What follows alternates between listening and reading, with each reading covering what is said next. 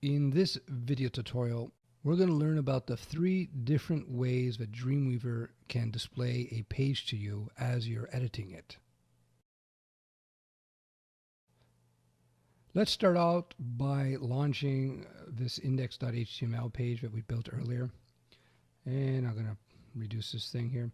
So when I'm talking about the 3 views, I'm talking about these 3 buttons up here. We have code view, split view, and design view. We've been working in design view because I think that most people new to Dreamweaver are going to want to use Dreamweaver like they would a word processor like Microsoft Word or Apple's iWord, I think it's called. Let's look at these 2 other views, and we're going to discuss the significance of these 2 other views and why Dreamweaver includes this. Let's look at code view first.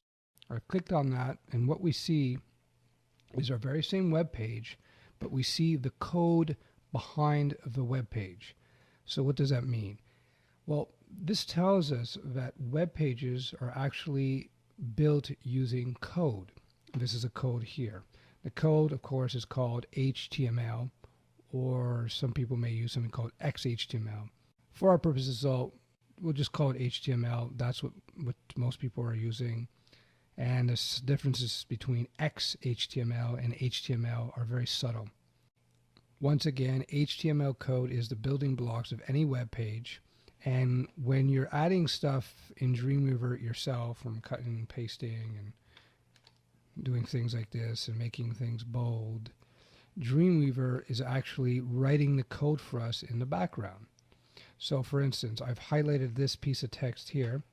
I go into code view and you see that the piece of text is highlighted, but you notice here wrapped around it is some strange looking text. This is the HTML. In the HTML specific video, I'm going to explain to you, I'm going to give you a basic quick course on how to understand this code. It's really not that difficult. The next view I want to talk about is the split view. Now, split view is basically just a hybrid. You got the design view down here, and up here you got the code. What's really interesting, if you notice, if I highlight some code in design view, it gets highlighted in the code view up here. So having these different ways of looking at your page, code view, split view, design view, begs the question: why would Adobe create Dreamweaver in such a way to have these different ways of looking at your web pages? The reason is that sometimes it's just better to go into code. Dreamweaver is very powerful. It's probably the most powerful WYSIWYG HTML or web page editor in the world. So what does WYSIWYG stand for? WYSIWYG stands for what you see is what you get. Essentially, the idea behind a WYSIWYG web page design software like Adobe Dreamweaver, and there are others out there, is that you don't have to use code, you don't have to actually write code, and as you build your pages, what you see in this design view is going to be representative, is going to match what you're actually going to see in a browser. So we've done that before where I've previewed some code in Internet Explorer, for instance. So I just hit F12 and Internet Explorer launched, and as you can see, in Dreamweaver, it looks very similar to, well, identical in this case, to what we see in the actual web browser. This is very useful because it keeps us from having to continuously launch the browser to check out our pages. We should check them out from time to time, but with this nice visual editor, we got a pretty good idea of what's going on. So to recap, Dreamweaver provides a code view and a split view so that we can go into the code and make changes to our pages. So just in case there are situations where when we're in our actual design view where we may have some trouble. Later on in some other videos, I'll show you how we have to go into code view because using the visual editor here just doesn't cut it sometimes. It's not often, it's rare, but it still comes in useful to be able to understand what's going on behind the scenes, to understand the code. What's really cool about the code view and the split view is that you can use this to actually teach you about web design. So for instance, if I go into the code view here, excuse me, I'm in the bottom pane here, which is the visual view. I can actually watch Dreamweaver write code and I can see what it's all about. So for instance, right now I'm selected this header here, what is new about Dreamweaver CS3. And if we look up in our code view, you see that it's surrounded by these two HTML tags.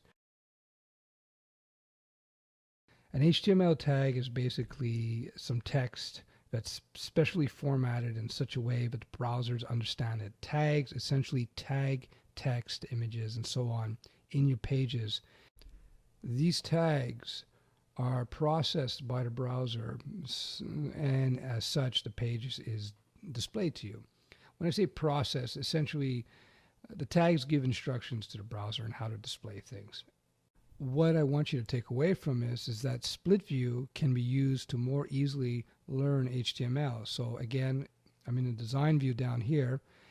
I select this text and you see that it's actually this code here.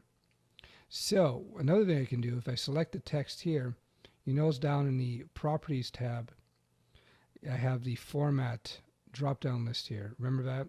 Now, right now it says heading 1. You notice we got H and 1. That means heading 1. So watch what happens when I select this text and I say, let's make this to heading 2. Watch in code view what happens.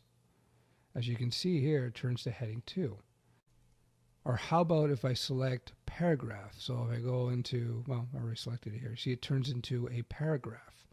So as you can see, by working in the split view and working with the properties tab and so forth, you can learn HTML much more easily. And that's what we're going to learn in a dedicated video.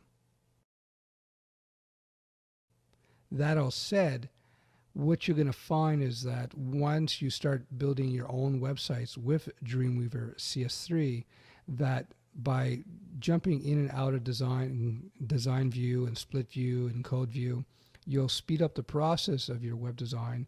And at the same time, you're going to become more and more familiar with the code behind the pages. So to use Dreamweaver, you don't have to become a code expert, and you actually don't have to understand everything about the code, but it just makes your life easier if you do understand code.